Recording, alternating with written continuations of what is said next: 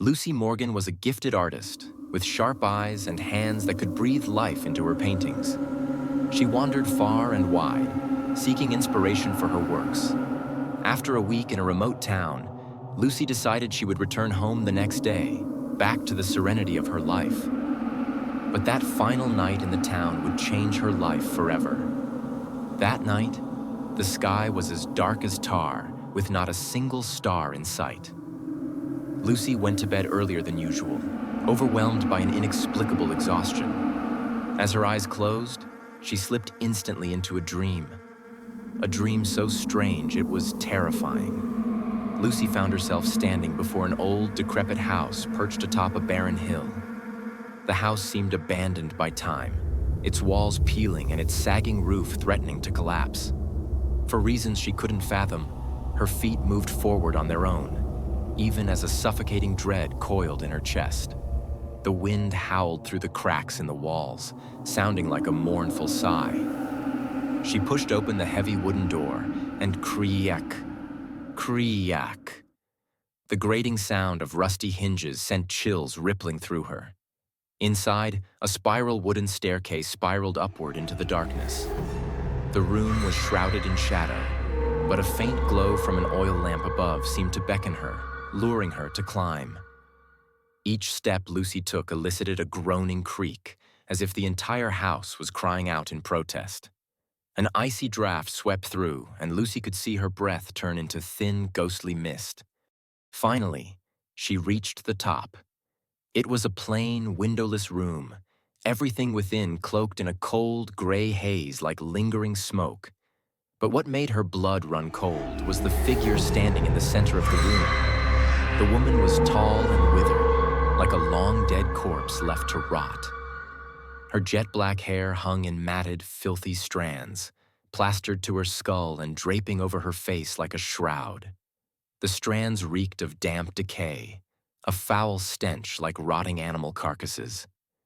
Lucy swallowed hard, but her throat felt parched, as if all the moisture in her body had been drained away. The woman stood motionless, but her eyes that pierced through the curtain of hair, locked onto Lucy. They were not human eyes. Black as an endless abyss, and from their depths came a whispering voice. "This is your bed. Sleep."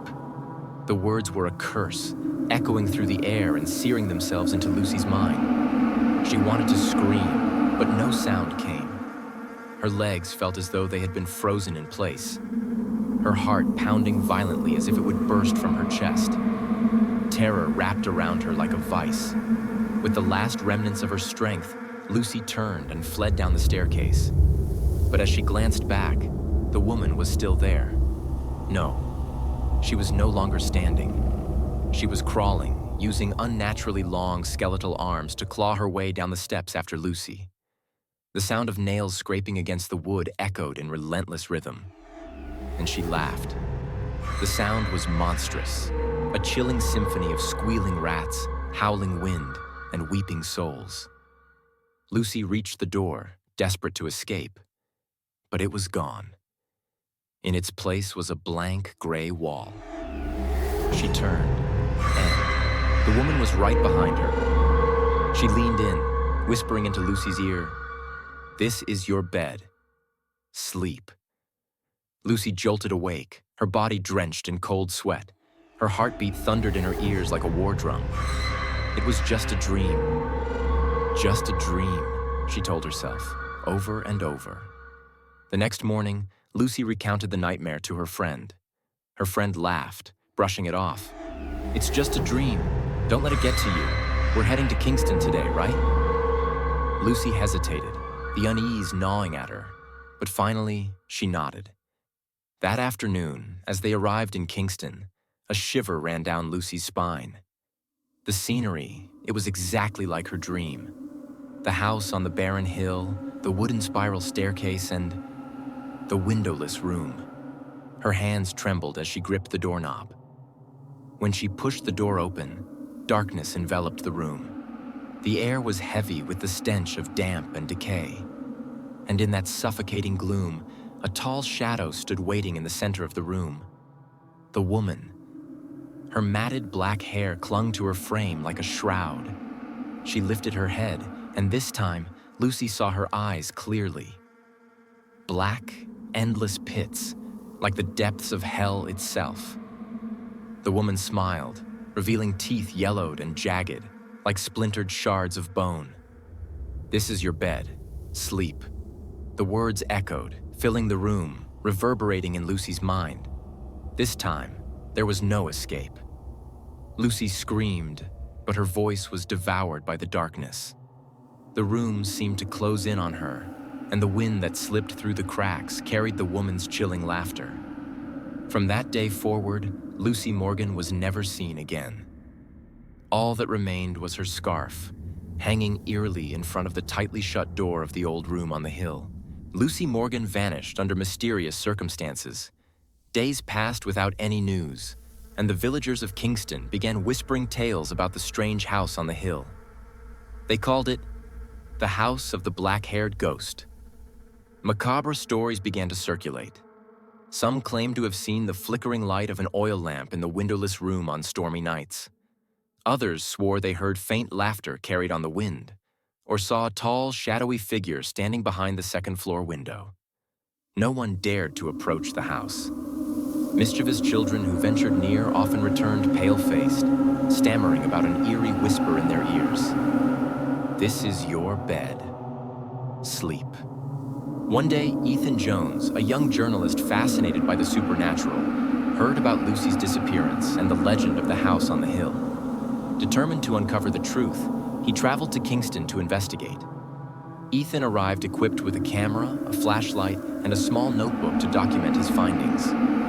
As he stood at the base of the hill, a chilling wind swept past, carrying the musty stench of decay. The hill was shrouded in a thick fog that seemed almost alive, and Ethan couldn't shake the feeling that unseen eyes were watching him. He ascended the hill and entered the house. From the spiral staircase to the windowless room, everything was exactly as the stories described. Ethan swept his flashlight across the interior and began taking photos. As he snapped the third shot, his camera captured something. In the lens, a faint silhouette appeared in the center of the empty room. A figure with long black hair hanging over its face. Thin skeletal hands stretched forward, as though reaching to pull him closer. Heart pounding, Ethan spun around, but the room was empty. He muttered to himself, "It's just my imagination. It has to be." Suddenly, an icy breath swept across the back of his neck. And then, a voice, soft, chilling, and unmistakable, whispered from behind him, "This is your bed. Sleep." Ethan turned, dropping his flashlight, which rolled across the floor. Standing before him was the black-haired woman. She was motionless, her long, matted hair seeming to writhe, reaching toward his face like shadowy tendrils. He screamed and bolted for the door, but it was gone. In its place was a cold, unyielding wall. The woman began to crawl toward him, her long, bony limbs dragging her across the floor. The dreadful clack of her nails against the wood echoed in the room. Ethan collapsed as her ghastly, guttural laughter filled the air. From that day, no one ever heard from Ethan Jones again. The next morning, Ethan's camera was found lying on the steps of the spiral staircase. Inside were a few final photos.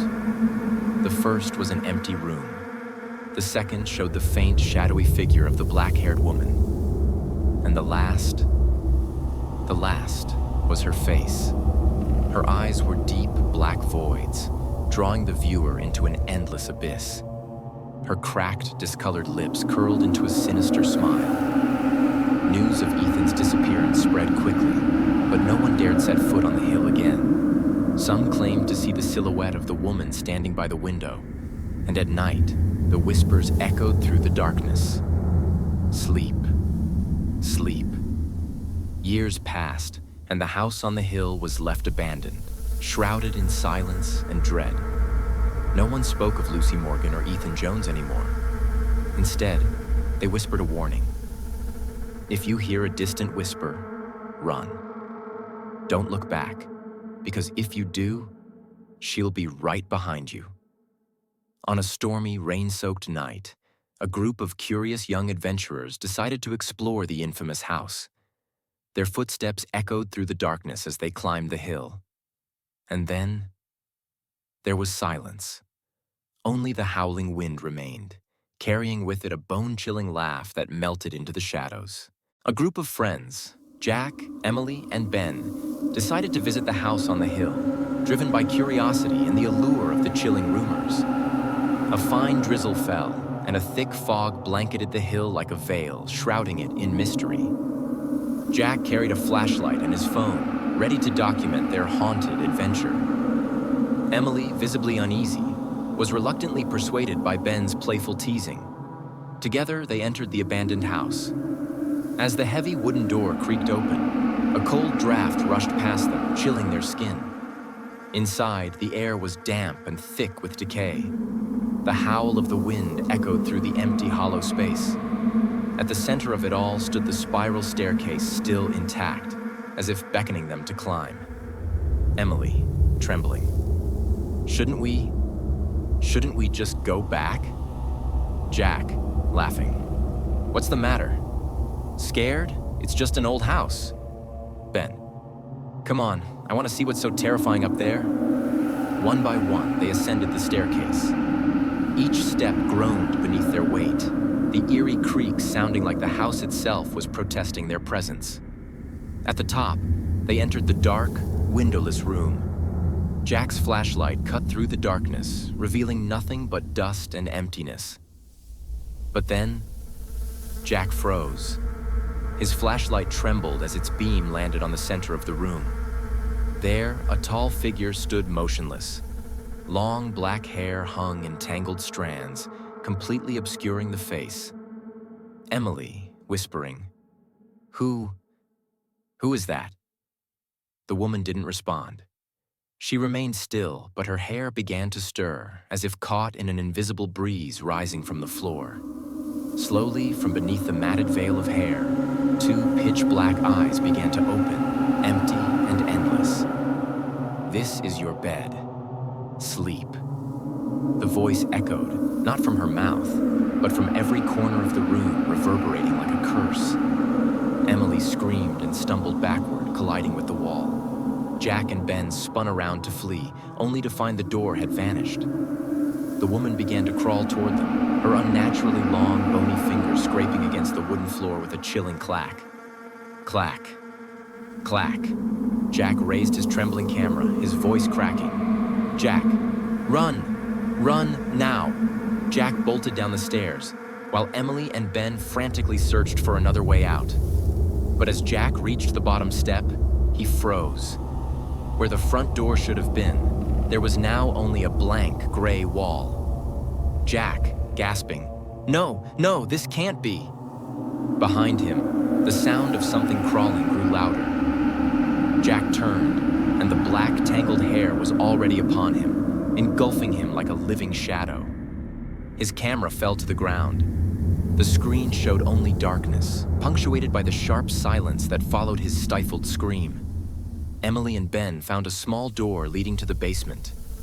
In the suffocating darkness, their flashlight illuminated the forgotten paintings of Lucy Morgan. The images sent chills down their spines. Each one depicted the black-haired woman, growing more horrifying with each painting. The first, the woman standing silently in the middle of a room. The second, she was closer, advancing toward the viewer. The third, she loomed directly behind the painter, her shadow stretching ominously. Beneath the paintings, trembling words were etched into the wooden wall.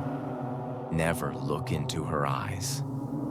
Emily stumbled back in terror, while Ben's flashlight fell upon a rotting, decrepit bed at the center of the room. On it lay a skeleton, its hair still intact, long, black, and reeking of damp decay. Ben panicked. Is this Lucy?" Suddenly, the room grew bone-chillingly cold. They turned to find the black-haired woman standing in the doorway of the basement. "This is your bed. Sleep." The darkness rushed in like a tidal wave, swallowing everything. The next morning, the people of Kingston found Jack's camera lying on the steps of the spiral staircase. When they played the final recording, they saw footage of Jack running down the stairs, terror etched across his face. The camera falling to the ground, landing sideways. A faint whisper, "Sleep." Finally, the black-haired woman crawling toward the camera, her hair spreading like a shadow across the screen. The recording ended with her eerie laughter, sharp and haunting, before cutting to static. From that day forward, no one dared set foot on the hill. But on stormy nights, the faint glow of an oil lamp could still be seen flickering in the windowless room. And if you listened closely, the whispers would return. Sleep. Sleep. The night was as dark as ink. A light drizzle pattered against the roof of the train station, creating a somber rhythm like whispers from the shadows. Sarah, weary and uneasy, boarded the last train of the night. It was an old, rickety train, its dim yellow lights casting a sickly glow on the peeling metal walls. Only a handful of passengers occupied the train. She chose a seat by the window in the last car. As she leaned back, ready to rest her eyes, an inexplicable sensation made her lift her head. Across from her, a woman sat between two men. The woman looked wrong. She wore a long black coat, its collar pulled high, and a hood that obscured most of her face. But what unsettled Sarah was how the woman was staring directly at her, unblinking, motionless, her eyes locked onto Sarah's like a predator watching its prey. A shiver ran down Sarah's spine. She turned away, trying to break the gaze. But the weight of the woman's stare bore into her like an invisible anchor. The air in the car felt heavy, cold, suffocating. Sarah took a deep breath, telling herself it was nothing, just fatigue playing tricks on her mind. Seconds stretched into what felt like hours. Time seemed to distort, twisting unnaturally. The two men sitting beside the woman were eerily still, their silence deafening. Even as the train jolted and rattled on the tracks, they didn't sway or shift, like mannequins fixed in place. Sarah's chest tightened. The oppressive sensation of being watched grew unbearable. She couldn't resist the urge to glance at the woman again. Her heart nearly stopped. The woman wasn't just staring at her anymore. She was smiling. A grotesque, unnatural smile stretched across her face, splitting her expression like a jagged wound that reached her ears. Sarah shot upright in her seat but froze, swallowing the urge to scream. She didn't want to draw attention to herself. Her entire body trembled as the smile grew wider and more defined, though the woman's body remained eerily still, as if carved from stone. The train rattled on, but Sarah's terror only deepened. Whatever was sitting across from her wasn't human, and it was watching, waiting. At the next station, the train doors slid open, and a man stepped aboard. He wore a long coat, his face lined with weariness, but his sharp eyes locked onto Sarah the moment he entered. Without hesitation, he walked straight to her and sat down beside her, his expression taut with caution. "Are you all right?" the man asked, his voice low and grave. Sarah shook her head, her gaze fixed ahead as she whispered, "That woman, she keeps staring at me." The man glanced quickly toward the woman, and his face paled instantly. He leaned closer to Sarah, his voice tense and urgent. "You have to trust me. Get off at the next station. I'll explain everything then." Sarah stared at him, her eyes wide with confusion and fear. The man grabbed her hand, his grip firm but pleading. "If you don't get off, you'll never leave this train." His words sent Sarah's heart racing. Before she could fully process what he had said, the train lights began to flicker erratically. A strange, unsettling noise echoed from the front of the car. A clicking sound, like bones snapping and joints twisting. As the train screeched to a halt at the next station, Sarah sprang to her feet, following the man out onto the platform. She didn't dare look back, but the sensation of the woman's eyes still boring into her was inescapable. The moment her feet hit the platform, she turned, glancing through the window of the train car. What she saw made her blood run cold. The woman was no longer sitting upright. Instead, her head lolled back unnaturally, her long black hair spilling over her shoulders. Under the dim, flickering lights, her pale face was fully visible now. Her eyes were wide open, milky and lifeless. The two men beside her remained motionless, as rigid as statues. But something was wrong. Thin, thread-like strands extended from their hands, tethering them to the woman's body, holding her upright in her seat like a marionette. Beside Sarah, the man exhaled shakily, his voice rasping as he spoke. "Thank God you got off in time. I'm a doctor. That woman, she's dead. Those two men, they're holding her up." But he trailed off, his expression shifting to one of pure dread. But she should never have been able to smile.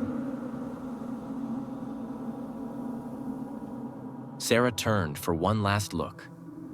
As the train began to pull away, the long-haired woman suddenly stood, her movements jerky and unnatural, like a puppet on tangled strings. Her milky, lifeless eyes snapped toward Sarah, locking onto her with a horrifying intensity. From her twisted, unnatural smile, the woman beamed one final chilling grin. Then a voice, cold, inhuman, and resonating deep within Sarah's mind, spoke. "I'll see you, very soon." The platform lights flickered erratically, casting eerie shadows that danced around Sarah. She turned to speak to the man beside her, only to find he had vanished. From that night on, Sarah never set foot on another train. Yet every time she passed the station, she would see the faint silhouette of the smiling woman, waiting silently, as if biding her time. Sarah tried to convince herself it was over, that stepping off the train had severed her connection to the nightmare. But the images from that night refused to fade. The vacant white eyes, the grotesque smile, and the faint, sinister laughter that followed the train as it departed. They haunted her, gnawing at her sanity. The man who had warned her said nothing more after his final cryptic words. He stood motionless on the platform, his gaze distant, as if burdened by some unspeakable truth. Sarah attempted to question him, but he only shook his head before walking away, his silhouette dissolving into the shadows. Sarah turned her attention back to the train, now disappearing into the dark night. Her breath caught as a face emerged in the window of the final car, the face of the woman. But this time, she wasn't just smiling. Her mouth stretched unnaturally wide, her jaw unhinging as though it might snap. From the gaping void came a piercing scream, sharp and shrill, but it was cut off abruptly, as though strangled in silence. Sarah froze, paralyzed with terror. Yet the platform around her was eerily quiet. No sound of the train, no lingering scream, just the oppressive silence of the night and the icy chill of the wind pressing against her skin. Sarah tried to forget what happened on the train, but it didn't end there. She began to hear faint footsteps behind her whenever she walked down dark hallways. When she turned around, there was no one there.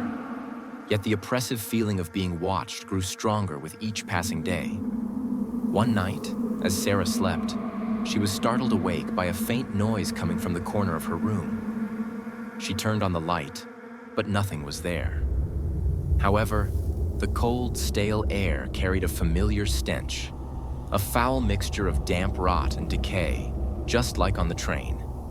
She tried to sleep again, but just before she closed her eyes, she caught sight of a faint figure reflected in the mirror across the room. The figure wore a hood, and its face, it was the face of the woman from the train. Sarah screamed, and the figure vanished. But the fear had taken root deep within her. Desperate for answers, Sarah decided to investigate the woman. She returned to the train station, questioning the staff, but most avoided her inquiries. Finally, an older employee leaned in and whispered, "The woman used to be a regular passenger on the night train, but she died 10 years ago." It was horrific. She was attacked and murdered by two men on the train. Since then, her spirit has never left. Sarah felt an icy shiver crawl down her spine. But then the man stared at her intently and added, "But she only appears to those who are about to die." The word struck Sarah like a dagger. She turned away, trying to shake off the terror, but deep down, she knew she was entangled in something inescapable. The days that followed were worse. Sarah frequently heard whispers in her ears whenever she was alone. Occasionally, she caught glimpses of long black hair trailing past her windows. Footsteps echoed through her house at night, but every time she searched, the rooms were empty. One evening, while looking into her mirror, she saw her face begin to change. It twisted and contorted until it was no longer her own. Instead, staring back at her was the face of the woman. The lifeless white eyes, the grotesque, unnatural smile. Sarah screamed and shattered the mirror with her fist, but in the fractured shards, the reflection remained. The woman's face stared back at her from every broken fragment, her grin widening as if she had finally won. Determined to confront her terror, Sarah returned to the night train and stepped onto the last car, the place where she had first encountered the woman. The car was eerily empty, not a single soul in sight. But as the doors hissed shut, Sarah heard it. The faint, deliberate sound of footsteps behind her. She turned, and there they were. The black-haired woman sat between two men, just as she had before. But this time, Sarah couldn't look away. She was trapped, drawn into those empty, white eyes as though they were an endless abyss. The woman rose slowly, her body unnaturally still as her feet glided over the floor. She didn't walk. She drifted, her grotesque, twisted smile widening as she came closer. From her distorted mouth, a chilling voice echoed, "This is your final stop. Sleep." Sarah screamed, desperate to flee, but the train doors wouldn't budge. The lights in the car flickered violently, casting distorted shadows across the walls. The woman was suddenly in front of her. Ice-cold, skeletal fingers wrapped around Sarah's neck, squeezing tighter and tighter. The next morning, a train cleaner found a long smear of blood trailing from the last car to the train doors, soaking deep into the floor. The metallic stench of it hung heavy in the air, enough to make anyone gag. On the floor of the car lay a handbag, its contents scattered. Inside, they found Sarah's identification. But of Sarah herself, there was no trace. The story of Sarah began to spread quietly, whispered among passengers and railway workers alike. Yet after that night, something changed about the train. The late-night passengers spoke of an unsettling presence in the last car. They said the darkness there felt heavier, almost tangible, as if it pressed against their chests. Sometimes faint laughter could be heard echoing through the empty rows of seats, soft and fleeting, yet bone-chilling. Some claimed to see a shadow drift past the windows just for a moment, but long enough to leave their skin crawling. One train worker recounted her own experience. "I went to check the last car during a stop and I saw her. A young woman sitting in the middle of the car between two men who didn't move. Their eyes, white, hollow, lifeless. As I stepped closer, the girl turned to look at me, and she smiled. It wasn't a human smile. I ran out of there as fast as I could." The chilling accounts continued to grow, but every story shared one common detail. Sarah was still there.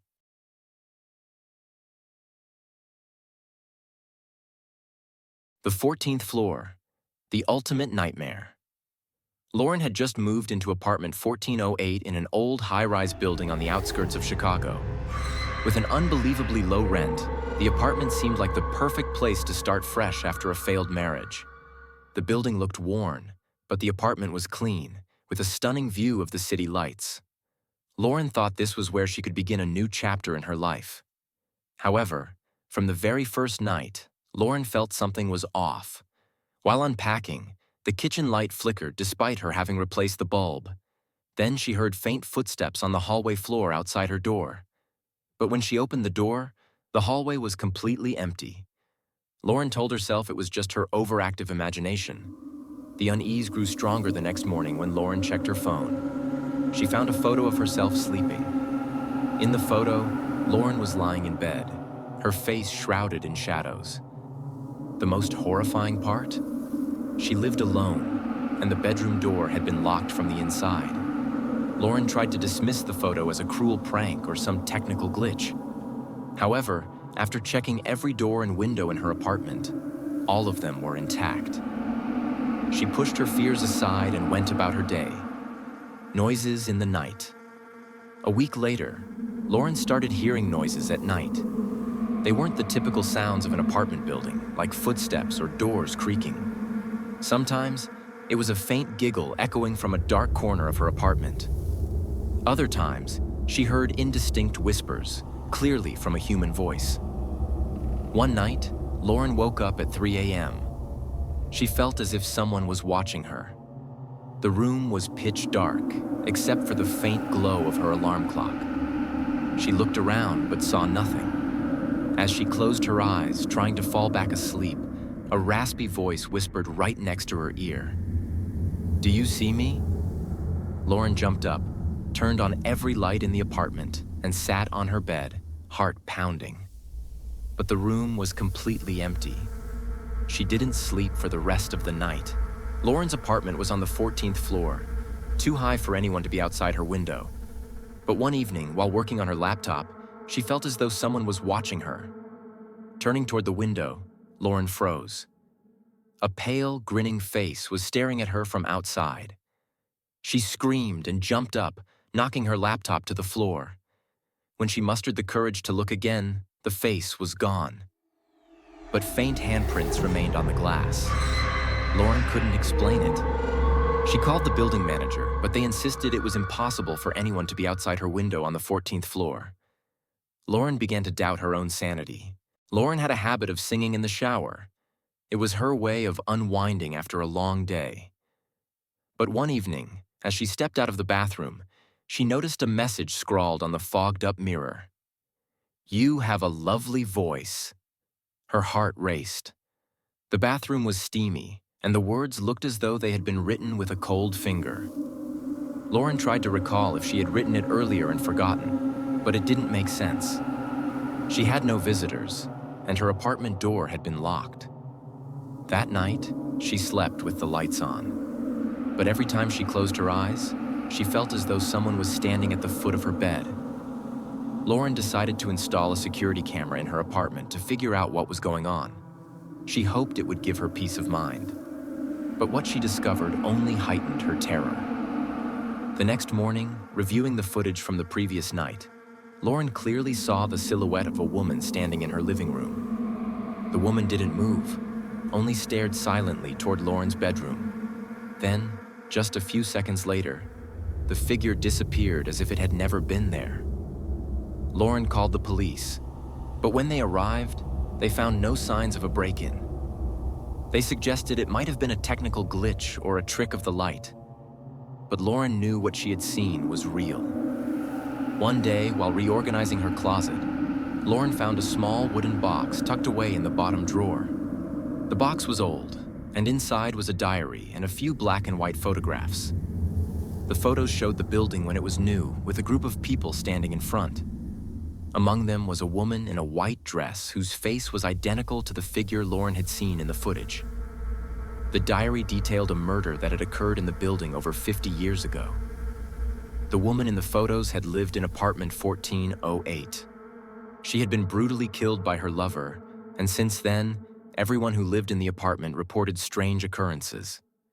Some even disappeared without a trace. Lauren realized she wasn't alone in the apartment. Something or someone was there with her, watching her, waiting for the right moment.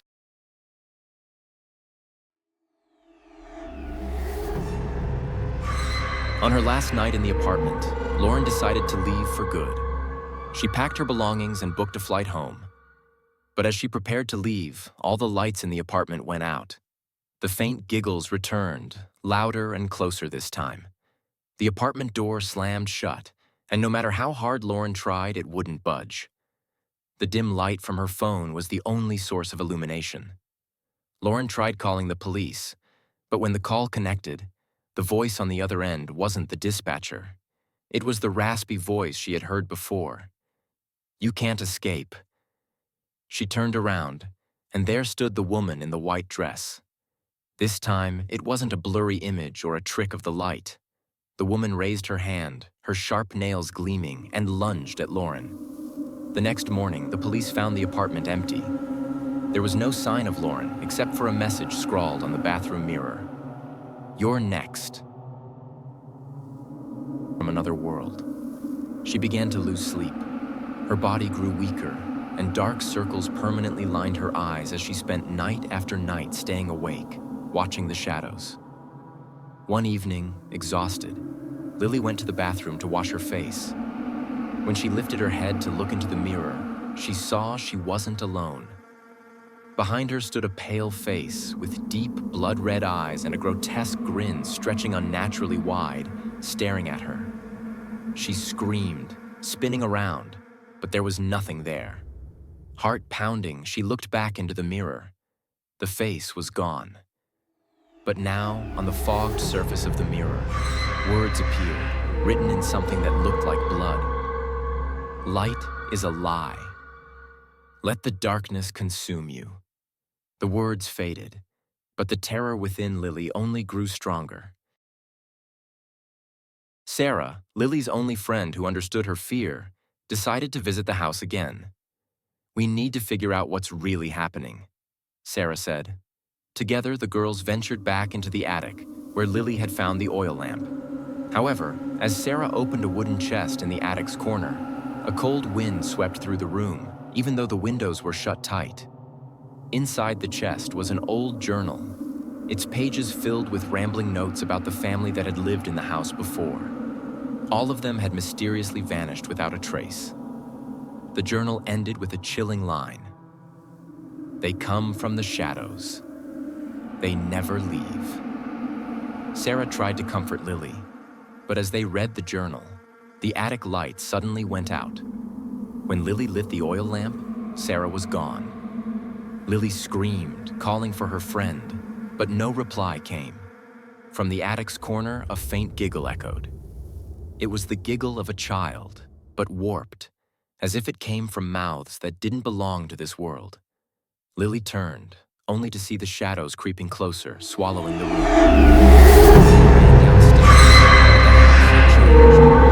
walls were cracked, the ceiling dripped with a black, sticky liquid, and every light in the house seemed to have been swallowed by the void. Laughter, footsteps, and whispers filled the air. "Come back, Lily. You belong to us." Clutching the oil lamp, Lily ran to her bedroom. But as she tried to lock the door, it wouldn't hold. The door swung open violently, and a towering shadow entered. Its glowing red eyes pierced through the darkness. For the first time, Lily saw it clearly. Its face was cracked, pieced together from other faces, and its mouth stretched unnaturally wide, filled with razor-sharp teeth. "No one escapes the dark," it said, stepping closer. Desperate, Lily screamed and thrust the oil lamp toward the shadow.